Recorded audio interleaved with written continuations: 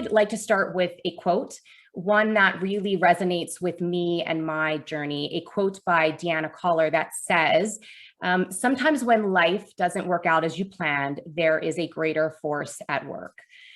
These words are so powerful and so meaningful to my journey.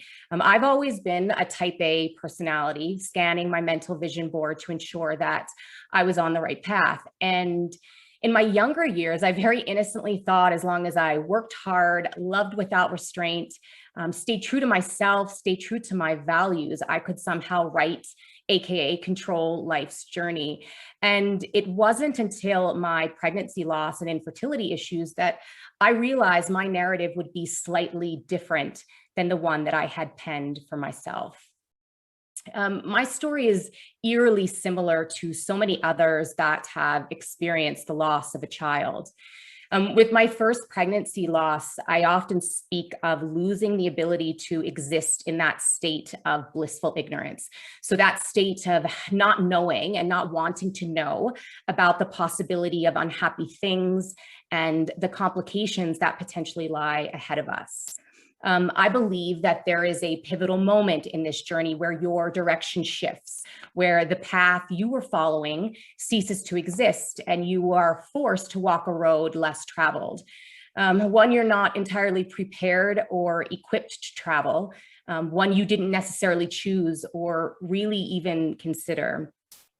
And in my case, that moment came about 12 weeks into my first pregnancy, en route to my first ultrasound appointment, where the most pressing question on my mind was whether or not I was going to get a CD of images versus printed images to share with family and friends. And as we entered the underground parking garage to the hospital, my husband looked at me, smiled, and he asked, "Are you nervous?" Now, I remember this moment with such clarity because I was not the least bit nervous. Quite the contrary. I was elated. I was confident. I was excited to finally meet this beautiful soul that we had created. Because you see, in that moment, motherhood was not just a dream or an inspirational quote on my vision board. In that very moment, motherhood was a foregone conclusion. It was a guarantee. It was my guarantee. It was paramount to my identity, and I had done everything right. So what could go wrong? And now I wasn't quite certain how to articulate this to my husband, so I responded quite simply with a little. I have spent countless hours revisiting that moment, wanting to somehow transport my present, more learned, experienced self back to that very young, innocent woman so that I could tell her to brace herself, to conjure up all the strength that she has available for the days that lie ahead of her will challenge even those with the strongest of resolve.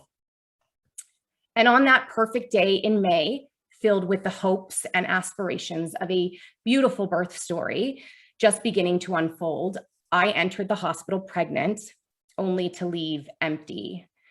It's so interesting. I think the human body is so sophisticated. And even through the earlier sessions that I've attended where we've talked a lot about trauma, that moment was so traumatic. I don't remember that day in any type of fluid progression, but there are fragments of that afternoon that I remember. Namely the ultrasound technician making light of the fact that baby wasn't cooperating, the sudden shift in her demeanor, followed by her quick exit, the huge, almost comical reclining chair that I sat in while waiting for the doctor, the words "no heartbeat," followed by the question, "Do you still feel pregnant?" I left the hospital that day without any pictures, substituted only by a printed medical report that said our baby had died. So you see, on that perfect day in May, my direction shifted, completely unplanned and unintended, and there was no possibility to reverse course. I was now walking a new path.